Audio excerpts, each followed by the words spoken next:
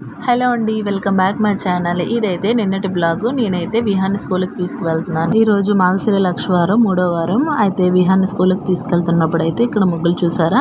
ఈ రోజు అయితే అందరూ ముగ్గులేసి ఇలా పూజ అయితే చేస్తారు. మనకి సేమ్ శుక్రవారం వెలుగు ఇక్కడ అలాగా.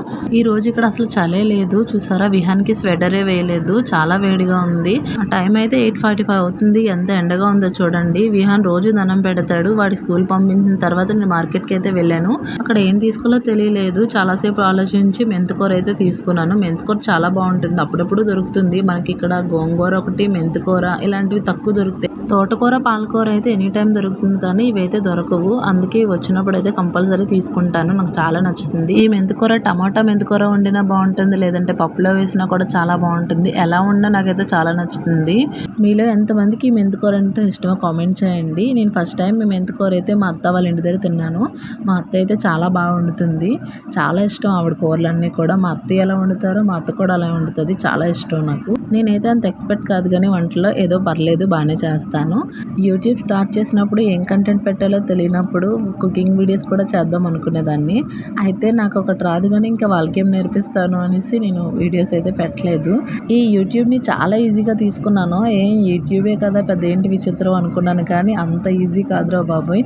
చాలా కష్టపడాలి. అసలు యూట్యూబ్ అంటే ఏముంది, వీడియోస్ తీసి పెట్టడమే అనేసి అనుకునేదాన్ని ఎప్పుడు కూడా. వీళ్ళు ఏం పెడుతున్నారు అసలు ఏంటి అని. కానీ చాలా కష్టం. మనకి నార్మల్గా ఇప్పుడు వంట చేస్తున్నాం, తీసి పెట్టేస్తున్నాం అనుకుంటాం కదా. నేను అలానే అనుకునేదాన్ని వేరే వాళ్ళ వీడియోస్ చూసినప్పుడు. తర్వాత అనిపించింది, నేను ఆ వీడియో తీసి పెట్టినప్పుడు తెలుస్తుంది అది కూడా ఎంత కష్టమో. ఇప్పుడు నార్మల్గా అయితే మనం వంట చేసినప్పుడు ఒక 2 అవర్స్లో వంట అయిపోతుంది మామూలుగా కొన్ని ఐటమ్స్ అయితే. అది ఎక్కువైతే ఇంకా టైం పడుతుంది అనుకోండి. కానీ ఈ వీడియోస్ తీస్తూ చేయడం అంటే దగ్గర మనకి 2 అవర్స్లో అయింది. దగ్గర 4 అవర్స్ పడుతుంది. మొత్తం అంతా నీట్గా ఉంచుకోవాలి. నార్మల్గా ఏంటంటే కుకింగ్ అయిన తర్వాత మనం స్టవ్ క్లీన్ చేస్తాం కదా. ఇప్పుడు ఈ వీడియోస్ తీస్తున్నప్పుడు స్టవ్ కూడా క్లీన్గా ఉండాలి. అంటే ముందే క్లీన్ చేసుకోవాలి. అంటే కుకింగ్కి ముందు, కుకింగ్ తర్వాత కూడా క్లీన్ చేసుకోవాలి. పోనీ ఎంతో కష్టపడి వీడియో తీస్తున్నాం కదా, తీసిన తర్వాత డైరెక్ట్ అప్లోడ్ చేసేయడం అనుకుంటున్నారేమో.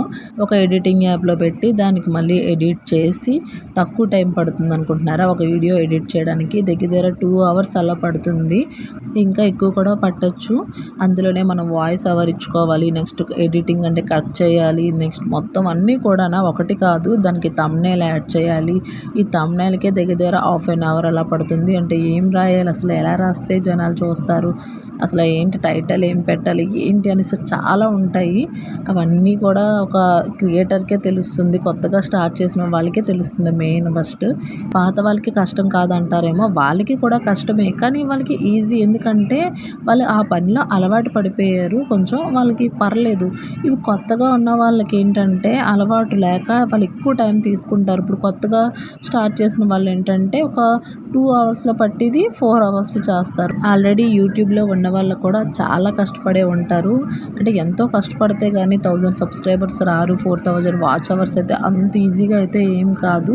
ఏదో రీల్స్ చేస్తూ ఇన్స్టాలో ఫేమస్ అయిన వాళ్ళకి అయితే ఈజీగా వచ్చేస్తారు, కానీ నార్మల్గా స్టార్ట్ చేసిన వాళ్ళకైతే అసలు ఛాన్స్ లేదండి. చాలా కష్టపడాలి. ఎంతో మంచి కంటెంట్ ఉంటేనే కానీ మనకి అంత ఈజీగా సబ్స్క్రైబర్స్, వాచ్ అవర్స్ అయితే అంత ఈజీగా అయితే రావు. నేను స్టార్టింగ్లోని యూట్యూబ్ స్టార్ట్ చేసినప్పుడు ఏంటంటే అంటే నార్మల్గా నాకు తెలియదు, అసలు జీరో నాలెడ్జ్ అని చెప్పాను కదా, నాకు అసలు ఏం తెలీదు.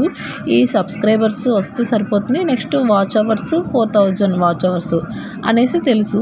అంటే షార్ట్స్కి వ్యూస్ కౌంటింగ్ లాగా, లేదంటే వాచ్ అవర్స్కి ఏమోని లాంగ్ వీడియోస్ లాగా, అసలు అలా ఏం తెలియదు నాకు. రెండిట్లకి ఒకటేనేమో అనుకున్నాను. దాని తర్వాత నాకు మాధురి గారు అనేసి ఒక టెక్ ఛానల్ ఉంది, వాళ్ళ దగ్గర చూశాను రెండిట్లకి వేరే అనేసి. షార్ట్స్కి అయితే 10 మిలియన్ వ్యూస్ రావాలి, అది కూడా 3 మంత్స్లో రావాలి అనుమతికి నాకు బుర్ర పాడైపోయింది ఒకసారి. అదేంటి అలా ఎలా వస్తాయి 3 మంత్స్లో అనేసి ఒక 2 డేస్ వీడియోస్ పెట్టడం మానేశాను మళ్ళీని. దాని తర్వాత మళ్ళీ స్టార్ట్ చేశాను, సర్లే చూద్దాము అనేసి. లాంగ్ వీడియోస్కి అయితే 4000 వాచ్ అవర్స్, చాలా కష్టపడాలి. అంటే షార్ట్స్లోని బేగా సబ్స్క్రైబర్స్ వస్తారంటారు, కానీ ఏమో నాకైతే ఏం సబ్స్క్రైబర్స్ అయితే రావట్లేదు అంత ఈజీగా అయితే. ఈ యూట్యూబ్ కోసం అంతా కూడా కొత్తగా స్టార్ట్ చేసిన వాళ్ళకే తెలుస్తుంది. ఏమో చూద్దాం ఎప్పటికి వస్తుందో సక్సెస్, కానీ ఆ వచ్చినంత వరకు కూడా నేను వదలను. ఏమో కష్టపడితే ఎప్పటికైనా సక్సెస్ వస్తుందని చిన్న నమ్మకం అయితే ఉంది.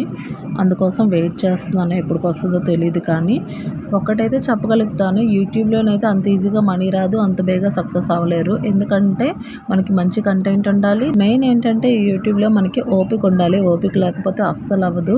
మనం ఈరోజు వీడియోస్ పెట్టాము, రేపు మనకి వాచ్ అవర్స్ వచ్చేస్తాయి, సబ్స్క్రైబర్స్ వచ్చేస్తాయి అంటే అవ్వదు, అస్సలు రావు. రోజు మనం వీడియోస్ పోస్ట్ చేస్తూ ఉంటే ఏదో టైంకి అదే వస్తుంది. అయితే నా వంట అయితే అయిపోయింది, విహాన్ స్కూల్ టైం కూడా అయిపోయింది. ఈరోజు కొంచెం ఒక 10 మినిట్స్ లేట్ అయింది. ఎంత ఎండగా ఉందో ఇప్పుడు కూడా, ఎవ్వరు లేరు చూసారా రోడ్డు మీద. మా విహాన్ బాబు అయితే వచ్చేసాడు. వాడి ముఖం అస్సలు వెలగలేదు. వాడికి ఇప్పుడు చాక్లెట్స్ కావాలట. చాక్లెట్స్ వద్దు అన్నానని కోపం వచ్చేస్తుంది వాడికి. చెయ్యి వదిలి అంటున్నాడు. రాగానే రోజు కూడా ఏదో ఒకటి కొనమంటాడు. అయితే రోజు తింటే మంచిది కాదు కదా నాన్న అంటే ఒప్పుకోడు. వద్దు మమ్మీ నాకు కొనాలి అంటున్నాడు. వద్దంటే వెండు. మీ పిల్లలు కూడా ఇంతేనా? ఇంటికైతే వెళ్ళిపోతున్నాం, బాయ్ చెప్పమంటే చెప్పట్లేదు. Bye bye.